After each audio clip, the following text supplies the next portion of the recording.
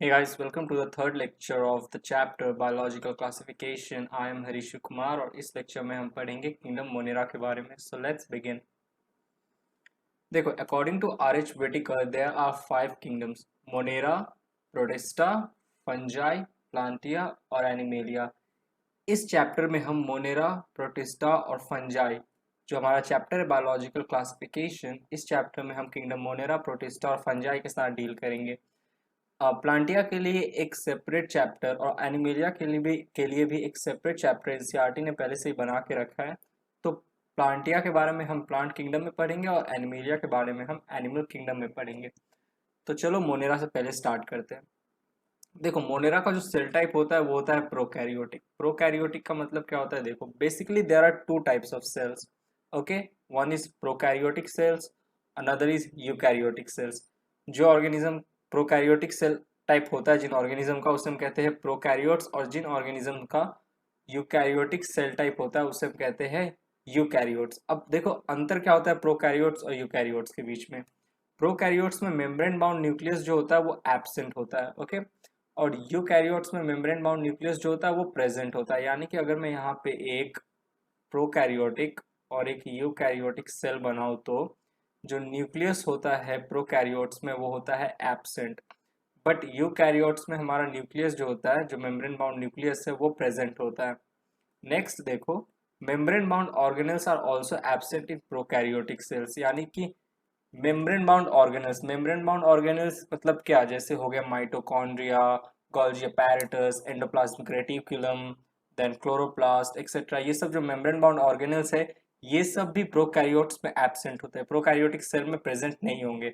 लेकिन यही membrane bound organelles जो होते हैं ये सब यूकैरियोट्स में प्रेजेंट होते हैं. यूकैरियोट्स में प्रेजेंट होते हैं.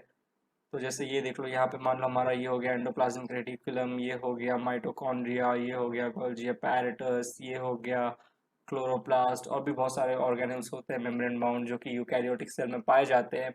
तो सिंपली अगर मैं तुम्हें प्रोकैरियोट्स और यूकैरियोट्स के बीच में अंतर बोलूँ तो देखो, प्रोकैरियोट्स जो है वो सिंपल है, सिंपल सेल टाइप है, सिंपल स्ट्रक्चर है, ना ही मेम्ब्रेन बाउंड न्यूक्लियस है, ना ही मेम्ब्रेन बाउंड ऑर्गेनल्स है. लेकिन यूकैरियोट्स में देखो कॉम्प्लेक्स सेल टाइप है, complex complex cell type structure होता है. यानी कि मेम्ब्रेन बाउंड न्यूक्लियस भी प्रेजेंट है, उसके साथ साथ बहुत सारे मेम्ब्रेन बाउंड ऑर्गेनल्स भी प्रेजेंट है.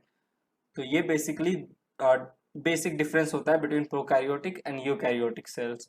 अब एग्जांपल्स देखें तो वही सेल ऑफ मोनेरा, हमारा जो मोनेरा है वो क्या है? प्रोकैरियोटिक सेल है. यूकैरियोट्स की बात करें तो किंगडम प्रोटिस्टा, फंजाई, प्लांटिया, एनिमेलिया, ये चारों के चारों जो किंगडम है, इन किंगडम में जो ऑर्गेनिजम्स पाए जाएंगे, उन ऑर्गेनिजम्स का सेल टाइप कैसा होगा? यूकैरियोटिक होगा. यानी कि उन ऑर्गेनिजम्स के सेल में ये जो किंगडम के ऑर्गेनिजम्स हैं उनके सेल में हमें न्यूक्लियस भी देखने को मिलेगा और मेम्ब्रेन बाउंड ऑर्गेनल्स भी देखने को मिलेगा. लेकिन मोनेरा के अंदर जितने भी माइक्रो ऑर्गेनिजम्स आएंगे, जितने भी ऑर्गेनिजम्स, मतलब बेसिकली माइक्रो ऑर्गेनिजम्स ही होते हैं मोनेरा में, वो सारे के सारे कैसे होंगे? उनमें, उनके सेल में ना ही हमें मेम्ब्रेन बाउंड न्यूक्लियस दिखाई देगा और ना ही हमें मेम्ब्रेन बाउंड ऑर्गेनल्स दिखाई देगा. अगर तुम्हें प्रोकैरियोट्स के बारे में और भी ज़्यादा जानना है तो इसके ऊपर मैंने एक सेपरेट लेक्चर ऑलरेडी बना के रखा है. यहाँ पे कहीं लिंक, कैप्शन जो भी होता है वो दिख जाएगा, उस पर क्लिक करना और प्रोकैरियोटिक सेल के ऊपर तुम पूरा का पूरा एक लेक्चर देख सकते हो. चलो अब आगे बढ़ते हैं. अब हम बात करते हैं मोनेरा के बारे में. देखो, बेसिकली मोनेरा में क्या होता है? Bacteria are the sole members of the kingdom Monera. Bacteria जो होते हैं ना, बैक्टीरिया क्या है? माइक्रो ऑर्गेनिजम्स है, माइक्रो ऑर्गेनिजम्स. ये जो माइक्रो ऑर्गेनिजम्स है ये हमें नेकेड आई से दिखाई नहीं देंगे, उसके लिए माइक्रोस्कोप का इस्तेमाल करना पड़ता है. माइक्रोस्कोप में जाके ऐसे देखोगे तब जाके तुम्हें ये बैक्टीरिया नजर आएंगे. ये सोल मेंबर्स होते हैं of the kingdom Monera. Sole मतलब only members. Okay, only. Bacteria are the only members of the kingdom Monera. Monera में तुम्हें सिर्फ बैक्टीरिया ही मिलेगा. ओके, तो बेसिकली मैं कह सकता हूँ कि देखो, जितने भी प्रोकैरियोट्स होते हैं वो सारे मोनेरा होते हैं. ठीक है, यानी कि जितने भी मोनेरा है उन सब में हमारा सेल टाइप कैसा होगा? प्रोकैरियोटिक होगा. और कोई किंगडम में तो है नहीं जिसके अंदर हमें प्रोकैरियोटिक सेल मिलेगा, सिर्फ मोनेरा के अंदर ही मिलेगा. तो मोनेरा को हम प्रोकैरियोट्स भी कह सकते हैं. और मोनेरा के ओनली मेंबर्स होते हैं बैक्टीरिया. तो हम मोनेरा को बैक्टीरिया भी कह सकते हैं। तो जब भी मैं मोनेरा बोलूँ ना तो तुम समझ जाना कि सारे बैक्टीरिया को मैं उसमें इंक्लूड कर रहा हूँ और सारे प्रोकैरियोटिक सेल वाले ऑर्गेनिज्म को भी उसी में मैं इंक्लूड कर रहा हूँ। तो मोनेरा बोलो या प्रोकैरियोट्स बोलो या बैक्टीरिया बोलो, बेसिकली तीनों के तीनों सेम चीज है। कहने का मतलब ये है। चलो आगे बढ़ते हैं। Bacteria are the most abundant microorganisms. Most abundant microorganism, सबसे ज्यादा पाए जाने वाले माइक्रो ऑर्गेनिजम्स है। अगर मैं एक मुट्ठी मिट्टी लूं, एक मुट्ठी मिट्टी, तो उसमें मोर देन 100 स्पीशीज मिल जाएगा बैक्टीरिया का, मोर देन 100 स्पीशीज। और अगर नंबर की बात करें बैक्टीरिया के तो बिलियंस में होंगे, बिलियंस ऑफ सेल मिल जाएगा तुम्हें यहाँ पे, प्रोकैरियोटिक सेल मिल जाएगा, बैक्टीरियल सेल मिल जाएगा बस एक मुट्ठी मिट्टी में। और मोर देन 100 स्पीशीज मिल जाएंगे बैक्टीरिया के, मोनेरा के। मूविंग ऑन, अब बात करते हैं हैबिटाट्स के। देखो बेसिकली बैक्टीरिया जो होते हैं वो हर जगह पाए जाते हैं। ओके, हर जगह, सॉइल ले लो, एयर ले लो, इनफैक्ट ह्यूमन बॉडी ले लो, हमारे बॉडी में ही बैक्टीरिया पाया जाता है, हर जगह पाया जाता है। लेकिन उसके अलावा भी extreme habitats such as hot springs, deserts, snow, deep oceans, गहरे समुद्र में, गहरे महासागर में, महासागर की गहराई में, और हॉट स्प्रिंग्स माने गर्म पानी का जो झरना होता है ना उसमें, जहाँ पे बहुत ही कम लाइफ फॉर्म सरवाइव कर पाता है, वहां पे भी ये जो हमारे कुछ कुछ बैक्टीरिया है वो आसानी से सरवाइव कर लेते हैं। तो एक्सट्रीम हैबिटाट्स में बेसिकली देखो, सॉइल एयर में तो पाए जाते ही है, लेकिन उसके अलावा एक्सट्रीम हैबिटाट्स में भी पाए जाते हैं। नेक्स्ट, बैक्टीरिया लिव इन और on other organisms as parasites, यानी कि पैरासिटिक भी होते हैं। एक होस्ट होता है, लिविंग होस्ट होता है, उसके अंदर रहते हैं या उसके सरफेस पे रहते हैं और आराम से वहां से न्यूट्रिशन लेते रहते हैं, तो पैरासिटिक भी होते हैं। ओके, मूविंग ऑन, अब बात करते हैं बैक्टीरियल स्ट्रक्चर की। देखो ये हमारा एक टिपिकल बैक्टीरियल सेल है। ओके, ये बीच का सारा साइटोप्लाज्म, और ये रहा हमारा सेल वॉल। ठीक है, लेकिन देखो एक मेंबर होता है बैक्टीरिया का जिसको कहते हैं माइकोप्लाज्मा। माइकोप्लाज्मा एक ऐसा मेंबर है मोनेरा का या प्रोकैरियोटिक सेल, प्रोकैरियोट्स का या बैक्टीरिया का, जिनमें सेल वॉल जो होता है, सेल वॉल क्या होता है, एब्सेंट होता है। सेल वॉल एब्सेंट होता है, सेल वॉल नहीं पाया जाता है। किनमें, कौन से मेंबर में, कौन से ग्रुप में, बैक्टीरिया के माइकोप्लाज्मा में। ये चीज ध्यान में रखना। ओके, पर बेसिकली देखो बैक्टीरिया में सेल वॉल पाया जाएगा, बट माइकोप्लाज्मा जो है उनमें सेल वॉल एब्सेंट होता है, नहीं पाया जाएगा। तो ये रहा हमारा सेल वॉल जो बेसिकली बैक्टीरिया में पाया जाता है। ये हमारा प्लाज्मा मेम्ब्रेन, और फिर आया हमारा जेनेटिक मटेरियल। देखो ये जो है, ये तुम्हें यहाँ दिख रहा है, ये बैक्टीरिया का जेनेटिक मटेरियल है। कैसा होता है, डबल स्ट्रैंडेड सर्कुलर डीएनए, ऐसा कुछ होता है, double stranded circular DNA. Okay, naked होता है, नेकेड यानी कि देखो मैंने क्या कहा था, हमारा जो प्रोकैरियोट्स है उसमें न्यूक्लियस एब्सेंट होता है, लेकिन यूकैरियोट्स में न्यूक्लियस प्रेजेंट होता है। तो न्यूक्लियस प्रेजेंट होगा तो उसका एक न्यूक्लियर मेम्ब्रेन भी प्रेजेंट होगा। ठीक है, तो बेसिकली क्या होता है ना, जो जेनेटिक मटेरियल होता है कोई भी ऑर्गेनिज्म का, वो न्यूक्लियस के अंदर में होता है, ऐसे प्रेजेंट होता है। ठीक है, और ये जो न्यूक्लियर मेम्ब्रेन है उससे एनवेलप्ड होता है, सराउंडेड होता है। बट बात करें प्रोकैरियोट्स में, तो देखो मैंने कहा था प्रोकैरियोट्स में तो न्यूक्लियस होता ही नहीं है। तो जो जेनेटिक मटेरियल होता है ना बैक्टीरिया का, ये जो बैक्टीरिया ये क्या है, प्रोकैरियोटिक सेल ही तो है। तो इनमें क्या होता है देखो, नेकेड होता है, मतलब कोई ऐसे न्यूक्लियर मेम्ब्रेन प्रेजेंट नहीं होगा। ये जो बैक्टीरिया डीएनए है, हमारा जेनेटिक मटेरियल है, डबल स्ट्रैंडेड सर्कुलर डीएनए, ये नेकेड होता है, किसी भी न्यूक्लियर मेम्ब्रेन से सराउंडेड नहीं होता। तो नेकेड होता है, not enveloped bye nuclear membrane. ये सेंटेंस का मतलब समझना। मूविंग ऑन, अब देखो प्लाज्मिड्स। प्लाज्मिड्स क्या होता है, प्लाज्मिड्स होता है एक्स्ट्रा क्रोमोसोमल डीएनए। ये जो हमारा जेनेटिक मटेरियल था, ये यूनिवर्सल जेनेटिक मटेरियल मेन वाला, ये हो गया हमारा क्रोमोसोमल डीएनए, जो कि होता है डबल स्ट्रैंडेड सर्कुलर डीएनए। क्या हो गया ये, क्रोमोसोमल डीएनए। ओके, यहाँ लिख देता हूं मैं, क्रोमोसोमल डीएनए। लेकिन इसके अलावा भी एक्स्ट्रा क्रोमोसोमल डीएनए पाया जाता है, एक्स्ट्रा। ठीक है, एक्स्ट्रा वर्ड समझना, एक्स्ट्रा क्रोमोसोमल डीएनए, जिसे हम कहते हैं प्लाज्मिड। अच्छा, ये प्लाज्मिड का क्या काम होता है, it enhances the survival of the bacteria. Bacteria के सर्वाइवल को बढ़ा देता है। कैसे, देखो मान लो ये बैक्टीरिया है, ये एंटीबायोटिक के कांटेक्ट में आया।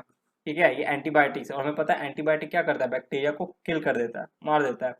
तो प्लाज्मिड क्या करता है ना, रेजिस्टेंस प्रोवाइड करता है बैक्टीरिया को अगेंस्ट दीज एंटीबायोटिक्स। ये एंटीबायोटिक्स है, ठीक है।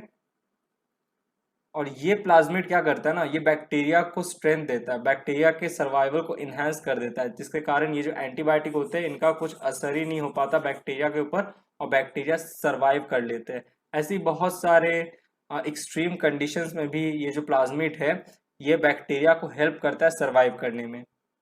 मूविंग ऑन, अब बात करते हैं राइबोसोम्स की। देखो राइबोसोम्स क्या होता है, राइबोसोम्स होते हैं नॉन मेम्ब्रेन बाउंड ऑर्गेनेल। ध्यान दो यहाँ पे नॉन मेम्ब्रेन बाउंड, क्योंकि हमें पता है बैक्टीरियल सेल क्या है, प्रोकैरियोटिक सेल है, और हमें पता है कि प्रोकैरियोटिक सेल में क्या होता है, मेम्ब्रेन बाउंड ऑर्गेनेल एब्सेंट होते हैं। बट राइबोसोम क्या है, नॉन मेम्ब्रेन बाउंड ऑर्गेनेल। देखो यहाँ पे कोई मेम्ब्रेन थोड़ी है, किसी मेम्ब्रेन से राइबोसोम बाउंडेड थोड़ी है, नहीं, नॉन मेम्ब्रेन बाउंड ऑर्गेनेल है। तो राइबोसोम जो होगा वो बैक्टीरिया में प्रेजेंट होगा। क्या फंक्शन होता है राइबोसोम का, राइबोसोम क्या करता है, helps in protein synthesis, protein बनाने में हेल्प करता है बैक्टीरिया को, जिसका बैक्टीरिया यूज करता है। उस प्रोटीन का बहुत सारा फंक्शन होता है जो कि बैक्टीरिया के सर्वाइवल में हेल्प करता है। तो राइबोसोम बहुत ही इंपॉर्टेंट रोल प्ले करता है इन बैक्टीरियल सेल या इन मोनेरा या in prokaryotic cell. Next next आया देखो फ्लैजिला। फ्लैजिला क्या करता है, देखो प्लेज रोल इन मोटिलिटी। मान लो एक बैक्टीरिया को एक जगह से दूसरे जगह जाना है, तो यहाँ से यहाँ जाने में बैक्टीरिया को क्या हेल्प करेगा, फ्लैजिला, ठीक है। तो फ्लैजिला क्या करता है, plays role in motility, bacteria को एक जगह से दूसरे जगह जाने में लोकोमोशन में हेल्प करता है। नेक्स्ट अब आगे बढ़ते हैं, अब बात करते हैं बैक्टीरियल शेप की। बैक्टीरिया का शेप कैसा होता है, अभी तो अपने स्ट्रक्चर देखा, अब शेप देखते हैं। देखो बेसिकली चार शेप होता है बैक्टीरिया का, 1 2 3 4। पहला शेप होता है कोक्काई। कोक्काई मतलब क्या, स्पेरिकल शेप, स्पेयर होता है, गोल गोल। ये देखो स्पेरिकल, जैसा हमारा अर्थ है ना, अर्थ क्या है, स्पेरिकल है, प्लैनेट अर्थ, वैसा ही कोक्काई का शेप होता है, स्पेरिकल, ठीक है। बट ये तो एक साथ बहुत सारे कोक्काई है, ठीक है, प्लूरल फॉर्म होता है। बट अगर मैं बस एक को पकड़ू, सिर्फ एक को पकड़ू, तो इसको हम कहेंगे कॉकस। क्या कहेंगे, कॉकस। अब सेकंड शेप की तरफ बढ़ते हैं जो होता है बैसिली। ये कैसे होता है, ये होता है रॉड शेप्ड, रॉड जैसा स्ट्रक्चर होता है, मतलब रॉड शेप्ड होते हैं। ये देखो ये रहा, बट ये अगेन प्लूरल है, ठीक है। तो सिंगुलर क्या होता है, सिंगुलर होता है बैसिलस, बैसिलस। और यहाँ पे देखो ये स्पोर बन रहा है, इसके बारे में अभी थोड़ी देर में आऊंगा, स्पोर क्या होता है। तब तक चलो नेक्स्ट शेप देखते हैं। नेक्स्ट शेप है स्पिरिला, जो कि होता है स्पाइरल शेप, ऐसे जिगजैग जिगजैग शेप होता है। अगेन इसका सिंगुलर फॉर्म होता है स्पिरिलम, स्पिरिलम। नेक्स्ट आया विब्रियो। ये देखो यहाँ पे फ्लैजिलम दिया हुआ है, जो कि किसमें हेल्प करेगा, बैक्टीरिया को लोकोमोशन में हेल्प करेगा, मोटिलिटी में। अब आते हैं विब्रियो की तरफ, जो कि होता है कॉमा शेप्ड। कॉमा जो होता है ना, फुल स्टॉप, एक्सक्लेमेटरी साइन, फिर जाके एक्सक्लेमेटरी साइन के बाद आता है कॉमा, ये सब जो कॉमा शेप होता है, तो उस टाइप का शेप होता है, ठीक है। और इसका अगेन सिंगुलर फॉर्म क्या हो गया, विब्रियम या फिर वाइब्रियम, ओके। अब बढ़ते हैं हम स्पोर की तरफ कि यार ये स्पोर क्या है। देखो स्पोर ग्रो या फॉर्म्स या grows under unfavorable condition and provides resistance against that unfavorable condition। मान लो ये एक environment है और यहाँ पे हमारा ये जो बैसिलस है, जो रॉड शेप बैक्टीरिया है, ये प्रेजेंट है, ओके। अब देखो क्या हो रहा है, इस सराउंडिंग का टेम्परेचर है चलो मान लेते हैं 37 डिग्री सेल्सियस, और इस टेम्परेचर पे ये जो हमारा रॉड शेपेड बैसिली है, जो बैक्टीरिया है, बड़े अच्छे से ग्रो कर रहा है, ठीक है, बहुत अच्छे से थ्राइव कर रहा है, रिप्रोड्यूस कर रहा है। लेकिन अब क्या हुआ, अचानक से यहाँ का टेम्परेचर, इस सराउंडिंग का टेम्परेचर किसी कारणवश 75 डिग्री सेल्सियस हो गया, मतलब ऑलमोस्ट इसका क्या हो गया, डबल हो गया, डबल हो गया। तो अब बताओ बैक्टीरिया क्या आराम से रह पाएगा इस कंडीशन में, नहीं, बैक्टीरिया को क्या होगा, दिक्कत होगा, क्योंकि अब क्या हो गया, अब बन गया है ये unfavourable condition, unfavourable condition, okay. तो इस अनफेवरेबल कंडीशन में बैक्टीरिया को सरवाइव करने के लिए बैक्टीरिया को क्या करना पड़ेगा, स्पोर बनाना पड़ेगा। तो यहाँ पे स्पोर का फॉर्मेशन होता है जिसे हम कहते हैं एंडोस्पोर, ठीक है। यहाँ पे सिर्फ स्पोर लिखा है, बट तुम समझ जाना क्या है ये, ये होता है एंडोस्पोर। एंडोस्पोर, और ये ज्यादातर कौन बनाते हैं, ज्यादातर बैसिली शेप्ड वाले, यानी कि रॉड शेपेड जो बैक्टीरिया होते हैं, बैसिली शेपेड वाले बैक्टीरिया, ज्यादातर ये बैक्टीरिया क्या करते हैं, स्पोर का फॉर्मेशन करते हैं। और ये जो एंडोस्पोर अब जो बना है, ये इस अनफेवरेबल कंडीशन के अगेंस्ट क्या होगा, रेजिस्टेंट होगा। तो बैक्टीरिया जो होगा क्या, बैक्टीरिया एक तरह से अपना सर्वाइवल चांसेस को इंक्रीज कर लिया by the formation of endospore. तो ये जो स्पोर है क्या करता है, grows under unfavourable condition and provide resistance against that unfavourable condition. चलो अब आगे बढ़ते हैं। अब बात करते हैं बैक्टीरियल न्यूट्रिशन की। देखो basically there are two type of bacterial nutrition, two type of ways या मोड जिससे बैक्टीरिया जो होता है क्या करता है, अपना न्यूट्रिशन बनाता है या न्यूट्रिशन को लेता है, ठीक है, एक्वायर करता है। एक होता है ऑटोट्रॉपिक मेथड, एक होता है हेट्रोट्रॉपिक मेथड। ऑटोट्रॉपिक मेथड से जो बैक्टीरिया अपना न्यूट्रिशन बनाता है उसे हम कहते हैं ऑटोट्रॉपिक बैक्टीरिया, ओके। और जो बैक्टीरिया हेट्रोट्रॉपिक वे से, हेट्रोट्रॉपिक मेथड से अपना न्यूट्रिशन लेता है या कहीं से मतलब क्या किया, कहीं से एक्वायर करता है, तो हम उसे कहते हैं हेट्रोट्रॉपिक बैक्टीरिया। देखो बेसिकली क्या है, autotrophic bacteria that synthesise their own food from inorganic substrate, inorganic substrate का इस्तेमाल करके अपना खाना खुद बनाते हैं, वैसे बैक्टीरिया को कहते हैं ऑटोट्रॉपिक बैक्टीरिया। लेकिन हेट्रोट्रॉपिक बैक्टीरिया क्या है, देखो bacteria that do not synthesise their own food, अपना खाना खुद नहीं बनाएंगे, but depend on other organisms for food, other organism पे डिपेंड करेंगे फूड के लिए, अदर ऑर्गेनिजम्स और ऑन डेड ऑर्गेनिक मैटर, या फिर जो डेड ऑर्गेनिक मैटर है, मतलब कोई ऑर्गेनिज्म है या कोई क्या कहते हैं, कोई ऑर्गेनिज्म है उसका डेथ हो गया, वो मर गया और वो सड़ रहा है, ठीक है, तो उसके ऊपर जाके क्या करते हैं, कॉलोनी बना लेते हैं और उस पर फीड करते हैं, वहां से न्यूट्रिशन लेते हैं। अभी मैं डिटेल में बोलूंगा, घबराओ नहीं, पहले ऑटोट्रॉपिक वाले को और फर्दर देख लेते हैं, फिर हेट्रोट्रॉपिक की तरफ मूव करेंगे। ऑटोट्रॉपिक जो होता है वो फर्दर दो पार्ट में डिवाइडेड होता है, photosynthetic autotrophic, chemosynthetic autotrophic. Photosynthetic autotrophic क्या है, देखो bacteria that uses light energy for food synthesis, ऐसे बैक्टीरिया जो लाइट का इस्तेमाल करके अपना खाना खुद बना रहे हैं, अपना खाना खुद बना रहे हैं, वो क्या हो गए, वो हो गए फोटोसिंथेटिक ऑटोट्रॉपिक। कीमोसिंथेटिक ऑटोट्रॉपिक क्या है, देखो bacteria that uses chemical energy, यहाँ लाइट एनर्जी का इस्तेमाल हो रहा था, यहाँ पे केमिकल एनर्जी का इस्तेमाल हो रहा है फॉर फूड सिंथेसिस, खाना बनाने के लिए, जैसे नाइट्रेट, नाइट्राइट, अमोनियम, ये सब का क्या करते हैं, ब्रेक डाउन करते हैं और वहां से क्या करते हैं, अपना खाना बनाते हैं। तो ऐसे बैक्टीरिया को कहते हैं कीमोसिंथेटिक ऑटोट्रॉपिक बैक्टीरिया, ओके। अब बढ़ते हैं हम हेट्रोट्रॉपिक बैक्टीरिया की तरफ। देखो क्या है, दो तरह के होते हैं, सैप्रोफाइटिक या पैरासिटिक। सैप्रोफाइटिक क्या है, चलो पहले देखते हैं।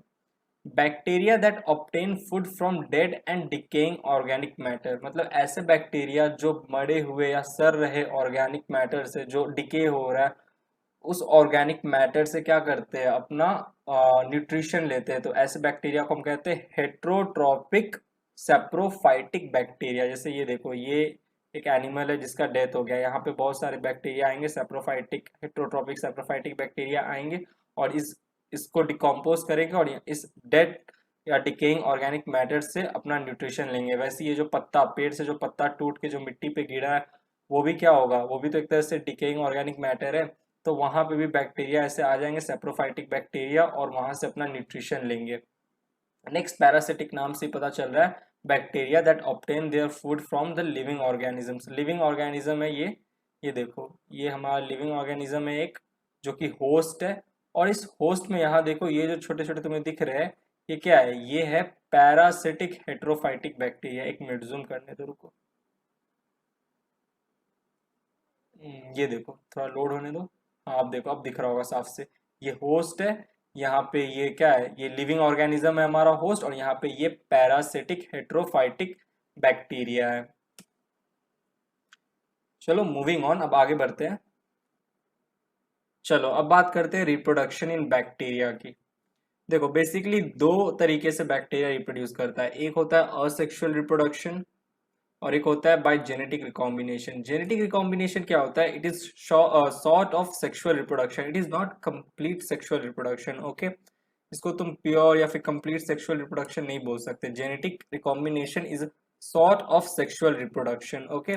ये क्या चीज़ है तुम्हें जब मैं आगे भी इस लेक्चर में बोलूंगा तो तुम समझ जाओगे।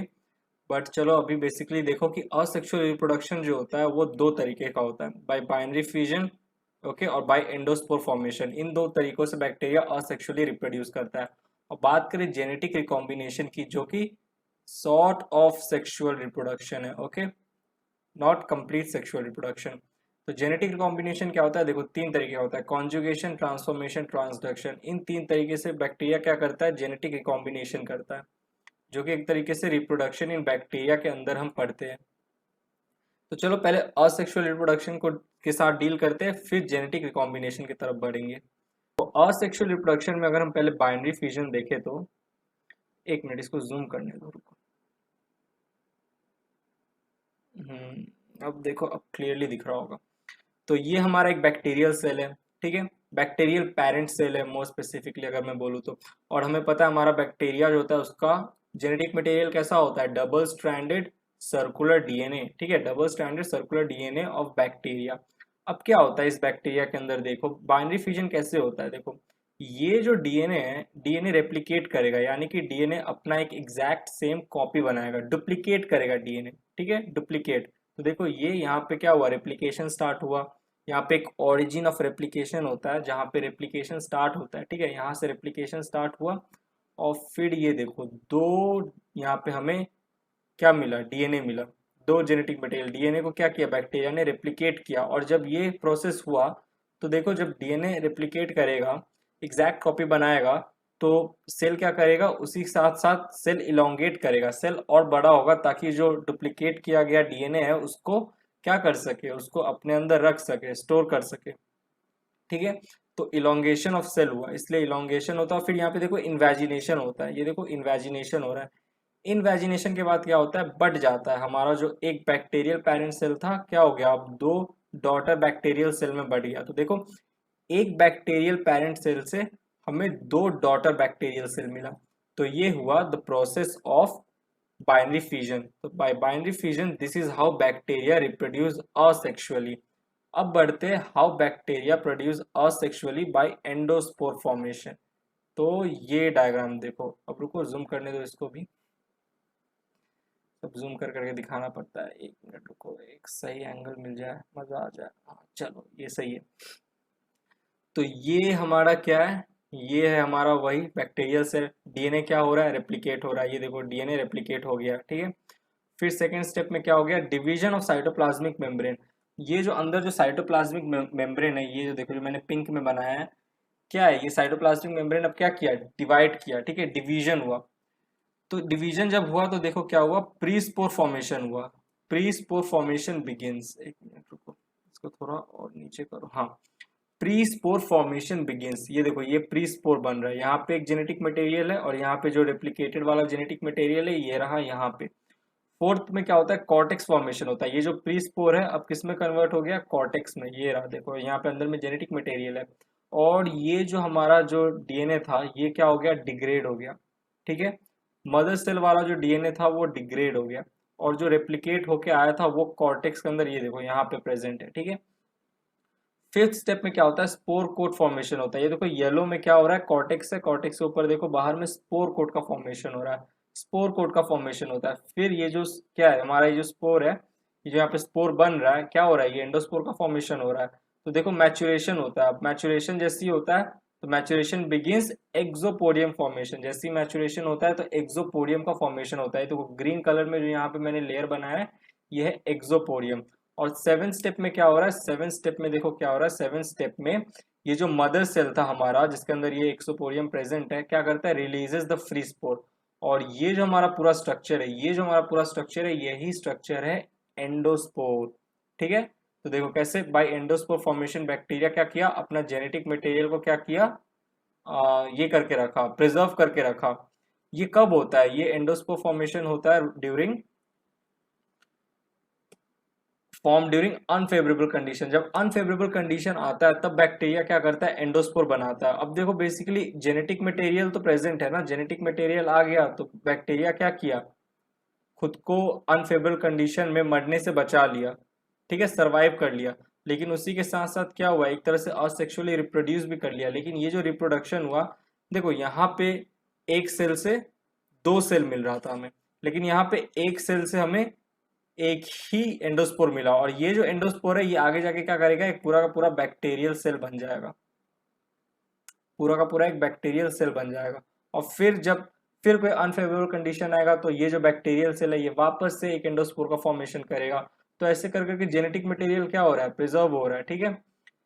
तो ये जो असेक्सुअल रिप्रोडक्शन है इसे हम कहते हैं रिप्रोडक्शन विदाउट मल्टीप्लीकेशन।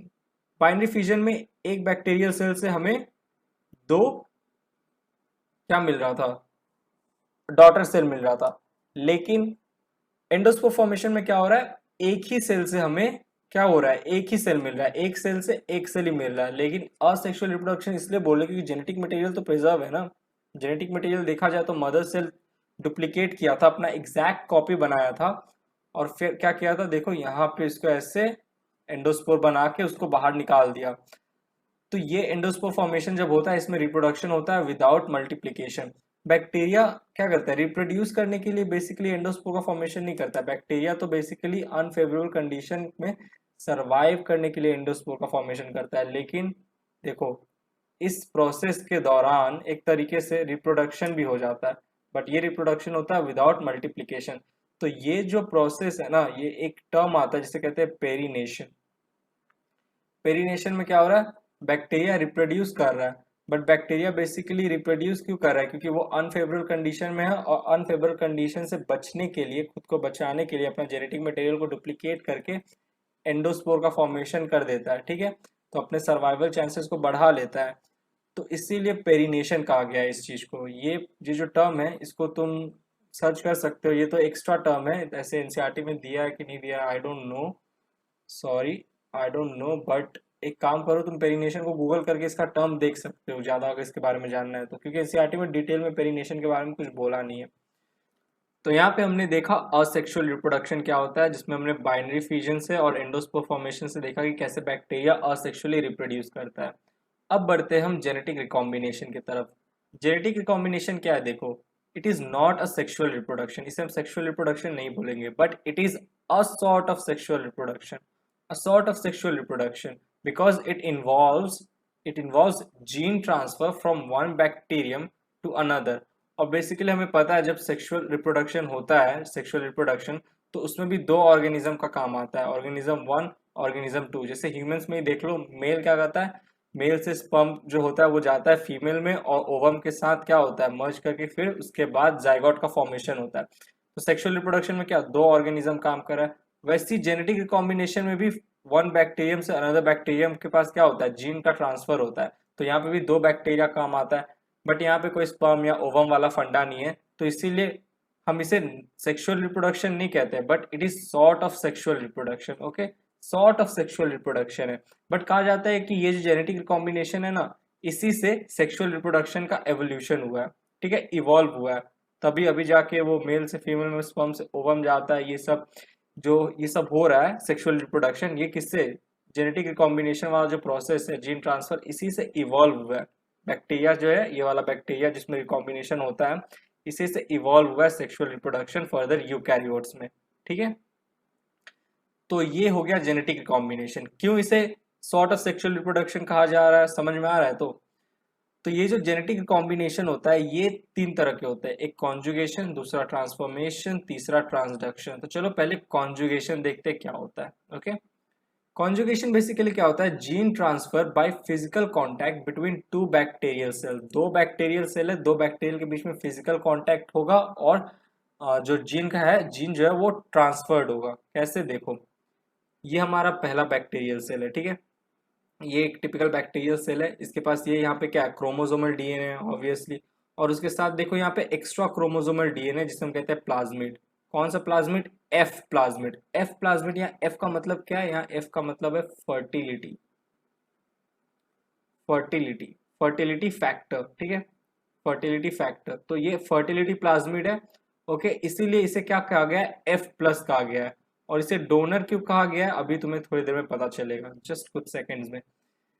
तो ये जो मतलब बैक्टीरिया है जिसके पास एफ प्लाज्मिड होता है, उसके पास एक और चीज होता है, सेक्सुअल पाइलस, ठीक है। तो ये तो हमारा हुआ पहला बैक्टीरिया। दूसरा बैक्टीरिया देखो, ये रहा दूसरा बैक्टीरिया, ये होता है F माइनस। F माइनस माने इसके पास F प्लाज्मिड जो है वो नहीं है। ओके, और अगर F प्लाज्मिड नहीं है तो सेक्सुअल पाइलस भी नहीं होगा, क्योंकि हमें पता है जिसके पास F प्लाज्मिड होता है, जिस बैक्टीरिया के पास, ध्यान रखना, उसी के पास सेक्सुअल पाइलस होता है।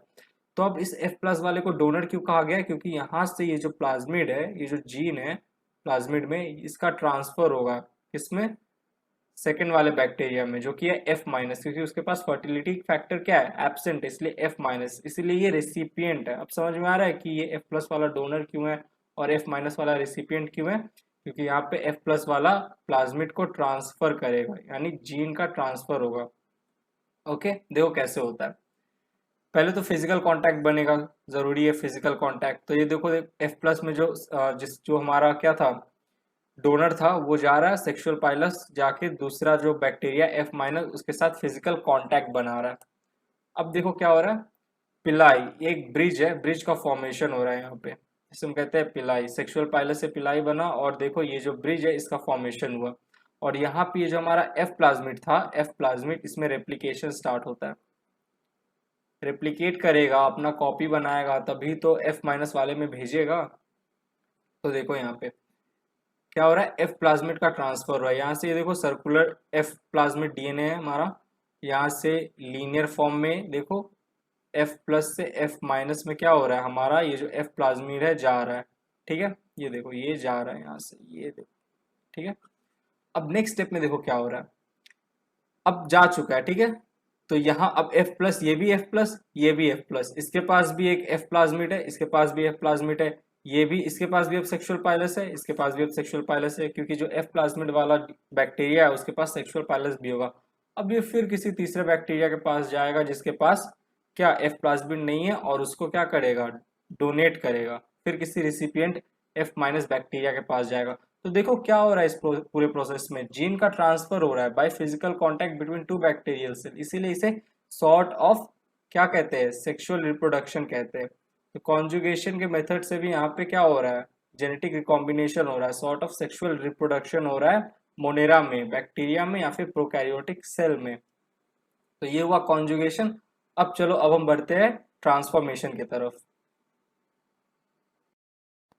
तो कॉन्जुगेशन हमने कंप्लीट कर लिया, अब चलो हम देखते हैं ट्रांसफॉर्मेशन और ट्रांसडक्शन से कैसे जेनेटिक रिकॉम्बिनेशन हो रहा है। देखो ट्रांसफॉर्मेशन में क्या होता है, gene transfer by DNA itself और non living medium. Non living medium से या फिर डीएनए इटसेल्फ खुद से क्या करता है, जीन का ट्रांसफर करता है from one bacterium to another bacterium. कैसे, देखो मान लो ये हमारा बैक्टीरिया है ए, ठीक है, ये एक कल्चर मीडिया में प्रेजेंट है। कल्चर मीडिया, कल्चर मीडिया पता है ना किस लिए यूज होता है, कल्चर मीडिया में हम बैक्टीरियल सेल का ग्रोथ कराते हैं। तो ये एक कल्चर मीडियम है, कल्चर मीडियम। यहाँ पे क्या हो रहा है, बैक्टीरियल सेल प्रेजेंट है हमारा। अब हमने क्या किया, बैक्टीरियल सेल को हीट दिया, गर्म किया। गर्म करने की वजह से क्या हुआ, बैक्टीरियल सेल के अंदर जो डीएनए था हमारा वो हो गया डीनेचर्ड, डीनेचर्ड हो गया, डीनेचर्ड या फिर डीजेनरेट हो गया, जिसके कारण देखो टूट गया, जो डीएनए था वो फ्रेगमेंट्स में टूट गया, तो ये हो गया फ्रेगमेंटेड डीएनए।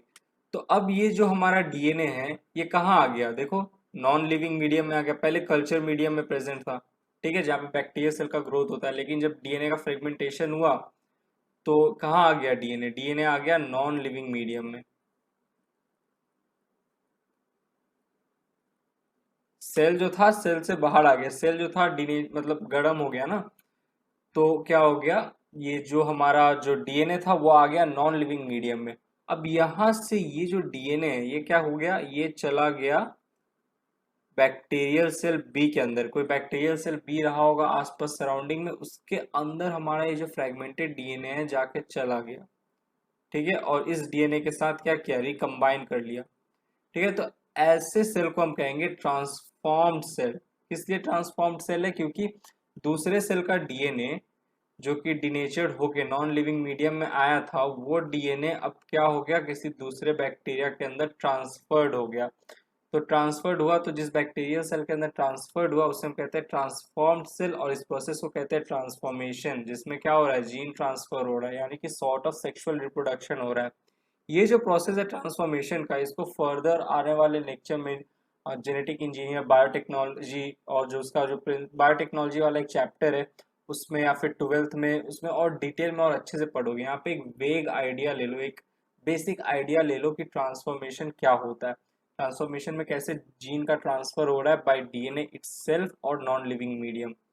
तो डीएनए या तो इटसेल्फ क्या करेगा, अपना जेनेटिक मटेरियल को क्या करेगा, किसी दूसरे सेल में भेजेगा, दूसरे बैक्टीरियल सेल में, या फिर हीट करने के बाद डीनेचर्ड होगा, डिजेनरेट होगा, नॉन लिविंग मीडियम में ये जो हमारा डीएनए है वो आएगा, फ्रेगमेंटेड डीएनए, और फिर यहाँ से क्या होगा, अंदर जाएगा दूसरे बैक्टीरियल सेल के अंदर और फिर रिकम्बाइन कर लेगा उस बैक्टीरियल डीएनए के साथ हमारा जो डीनेचर्ड फ्रेगमेंटेड डीएनए था वो। तो ऐसे सेल को हम कहेंगे ट्रांसफॉर्म सेल और प्रोसेस को कहेंगे ट्रांसफॉर्मेशन। और ये प्रोसेस को आगे जाके और डिटेल में पढ़ोगे तुम लोग, यहाँ पे बस एक बेसिक आइडिया ले लो। तो ये ट्रांसफॉर्मेशन देखिए। अब देखते हैं हम लोग ट्रांसडक्शन। ट्रांसडक्शन में क्या हो रहा है, देखो जीन ट्रांसफर बाय वायरस और बैक्टीरियोफाज। वायरस या बैक्टीरियोफाज से क्या हो रहा है, जीन का ट्रांसफर हो रहा है। देखो कैसे, ये हमारा बैक्टीरियल सेल है ए और ये हमारा बैक्टीरियल सेल है बी। अब देखो क्या होता है, ये बैक्टीरियल सेल के ऊपर ये वायरस आके बैठ गया, ठीक है, और ये वायरस क्या किया, बैक्टीरियल सेल को इन्फेक्ट करता है। तो ऐसे वायरस जो बैक्टीरियल सेल को इन्फेक्ट करते हैं उन्हें हम कहते हैं बैक्टीरियोफाज। तो ये क्या है, ये बैक्टीरियोफाज है। और वायरस जो होते हैं वो क्या होते हैं, उनमें सेल नहीं होता। वायरस क्या होता है, वायरस सिर्फ दो चीज से बने होते हैं, एक ये जो डीएनए है, जेनेटिक मटेरियल है, जेनेटिक मटेरियल, प्लस ये जो ब्लैक कलर का ये जो दिख रहा है ना, ये वाला चीज, ये जो मैंने अभी रेड कलर का यहाँ पे ऐसे देखो बनाया, इसको कहते हैं protein coat, plus protein coat. तो वायरस जो होता है, virus equals to genetic material plus protein coat, इन दोनों चीज से वायरस बना होता है। कोई सेल वेल नहीं होता बैक्टीरिया में, ठीक है, ऑर्गेनल वॉर्गेनल कुछ नहीं होगा। तो ये जो बैक्टीरियोफाज है क्या करता है, ये बैक्टीरियल सेल ए को इन्फेक्ट करेगा और अपना जो जेनेटिक मटेरियल है, ये जो डीएनए है, इसको इंसर्ट करेगा। ये देखो, ये हमारा वायरल डीएनए यहाँ आ चुका है बैक्टीरियल सेल के अंदर, वायरल डीएनए, ठीक है। और अब क्या करेगा, ये जो वायरल डीएनए ये क्या करेगा, अब यहाँ पे देखो ये जो बैक्टीरियल सेल है उसका डिनेचुरेशन कराएगा, डिजेनरेट करेगा, और इन्फेक्ट करने के बाद जो बैक्टीरियल डीएनए था वो क्या हो गया, डीनेचर्ड हो गया, डीजेनरेट हो गया। पर कुछ हिस्सा बचा हुआ है, अभी भी कुछ हिस्सा जो है हमारे बैक्टीरियल सेल का वो अभी भी बचा हुआ है, सॉरी बैक्टीरियल डीएनए का, बैक्टीरियल जेनेटिक मटेरियल का कुछ हिस्सा देखो अभी भी यहाँ पे बचा हुआ है। इसके साथ क्या करेगा, ये जो बैक्टीरियल डीएनए है जाके रिकम्बाइन करेगा, देखो ऐसे, देखो जुड़ गया यहाँ पे, देखो ये है हमारा बैक्टीरियल डीएनए, सॉरी ये हमारा वायरस डीएनए। वायरस डीएनए क्या कर रहा है, वायरस डीएनए जो है वो जो बचा खुचा बैक्टीरियल डीएनए उसके साथ जाके जुड़ जा रहा है, कंबाइन कर रहा है। यहाँ देखो कंबाइन कर लिया, तो वायरल डीएनए प्लस जो बचा खुचा बैक्टीरियल डीएनए है, बैक्टीरियल डीएनए क्या हुआ, कंबाइन किया। फिर देखो नेक्स्ट स्टेप में क्या हो रहा है, नेक्स्ट स्टेप में देखो क्या होता है। अब ये जो यहाँ पे जो हमारा ये जो पूरा रिकॉम्बिनेशन हुआ है, अच्छे से समझो। अब यहाँ पे क्या होगा, ये जो वायरस था बैक्टीरियोफाज, ये अपना प्रोटीन कोड बनाएगा और रेप्लिकेट करना स्टार्ट करेगा। ऐसे तो मैं यहाँ पे एक बनाया हूँ, लेकिन और भी बहुत सारे बैक्टीरियोफाज ऐसे यहाँ पे क्या कहते हैं, प्रेजेंट होते हैं। क्योंकि ये जो डीएनए है, रुको जूम करने दो तब अच्छे से समझ में आएगा। अब देखो, अब क्लियर दिख रहा होगा। तो ये जो यहाँ पे ये वाला जो हमारा ये जो डीएनए, यहाँ पे क्या होगा, रेप्लिकेशन स्टार्ट होगा और बहुत सारे बैक्टीरियोफाज बनेंगे। और ये बैक्टीरियोफाज अब क्या करेगा, ये जो बैक्टीरियल सेल था इसका तो डेथ हो चुका है ना, तो ये बैक्टीरियल सेल फट जाएगा, बर्स्ट करेगा, बर्स्ट करेगा, और उसमें से ये जो हमारा वायरस है ये बाहर निकलेगा, बैक्टीरियोफाज, ठीक है। अब ये जो वायरस बाहर निकल रहा है इसके पास क्या है, एक तो वायरल डीएनए खुद का है और उसके साथ बैक्टीरियल सेल ए का भी डीएनए है, जो बचा खुचा डीएनए जिसके साथ रिकम्बाइंड किया था। देखो viral DNA plus bacterial DNA दोनों प्रेजेंट है। अब ये बैक्टीरियोफाज जाके बैक्टीरियल सेल बी को इन्फेक्ट करेगा। देखो यहाँ पे देखो, इसके पास सिर्फ वायरल डीएनए था, लेकिन अब ये जो ये जो सॉरी वायरस है, हाँ बैक्टीरियोफाज है, इसके पास वायरल डीएनए तो है ही, उसके साथ साथ ए बैक्टीरियल सेल का भी डीएनए है। अब क्या करेगा, ये जाके दूसरा बैक्टीरियल सेल बी को इन्फेक्ट करेगा, ये वायरस, और अपना जो जेनेटिक मटेरियल था और वायरस बैक्टीरिया ए का जो जेनेटिक मटेरियल वो लेके आया था, वो दोनों को क्या करेगा, अब इंजेक्ट कर देगा किसके अंदर, बैक्टीरियल सेल बी के अंदर। तो ऐसे क्या हुआ, देखो बैक्टीरियल सेल बी के अंदर भी बैक्टीरियल सेल ए का जेनेटिक मटेरियल चला गया। तो एक तरीके से हम कह सकते हैं कि यहाँ पे भी जीन ट्रांसफर देखा गया। यहाँ पे जीन ट्रांसफर कैसे देखा गया, बाय वायरस और बैक्टीरियोफाज। तो हम कह सकते हैं कि यहाँ पे भी जेनेटिक रिकॉम्बिनेशन हुआ है। तो ये जो प्रोसेस है, ये ट्रांसफॉर्मेशन, ट्रांसडक्शन और कॉन्जुगेशन, ये तीनों आते हैं जेनेटिक रिकॉम्बिनेशन पे। और असेक्सुअल रिप्रोडक्शन में क्या आता है, असेक्सुअल रिप्रोडक्शन में आता है हमारा बाइनरी फ्यूजन और बाई एंडोस्पोर फॉर्मेशन। तो ये पूरा प्रोसेस है जिससे बैक्टीरियल सेल क्या करता है, जिससे बैक्टीरियल सेल रिप्रोड्यूस करता है। तो यहाँ पे हमने रिप्रोडक्शन वाला पार्ट कंप्लीट किया। अब देखो मोनेरा जो है हमारा, ये जो हमारा मोनेरा है, प्रोकैरियोट्स है, बैक्टीरिया, तीनों तो सेम ही चीज है ना। ये फर्दर क्लासिफाइड किए गए, फर्दर इनका क्लासिफिकेशन हुआ है दो ग्रुप में, एक आर्कीबैक्टीरिया में और एक यू बैक्टीरिया में। ठीक है, नेक्स्ट लेक्चर में हम आर्कीबैक्टीरिया के बारे में पढ़ेंगे। फिर से मैं बोल रहा हूँ, मोनेरा, प्रोकैरियोट्स, बैक्टीरिया सब तीनों सेम ही चीज है। इनका फर्दर क्लासिफिकेशन हुआ है दो ग्रुप में, आर्कीबैक्टीरिया में और यू बैक्टीरिया में, जो एनसीईआरटी में देखने को मिलेगा तुम्हें। नेक्स्ट लेक्चर में हम क्या करेंगे, आर्कीबैक्टीरिया के साथ डील करेंगे। ठीक है, उसके बाद यू बैक्टीरिया पढ़ेंगे। तो यहीं पे लेक्चर खत्म होता है। तुम्हें लेक्चर समझ में आया होगा, समझ में आया तो प्लीज़ वीडियो को लाइक करना, चैनल को सब्सक्राइब करना। यहाँ पे तुम्हें चैनल का लोगो दिख रहा होगा, उस पर क्लिक करके चैनल को सब्सक्राइब करो, बेल आइकन ज़रूर दबाना। और अगर तुम्हें और भी लेक्चर देखने हैं इस चैनल पे तो यहाँ पे क्लिक कर सकते हो, वॉच मोर नीचे में वीडियो पे। और निटोलॉजी को फॉलो कर सकते हो ऑन सोशल मीडिया, इंस्टाग्राम पे, फेसबुक पेज पे और ट्विटर पे। तो चलो यहीं पे लेक्चर ख़त्म होता है, नेक्स्ट लेक्चर मिलते हैं, bye, thank you, take care.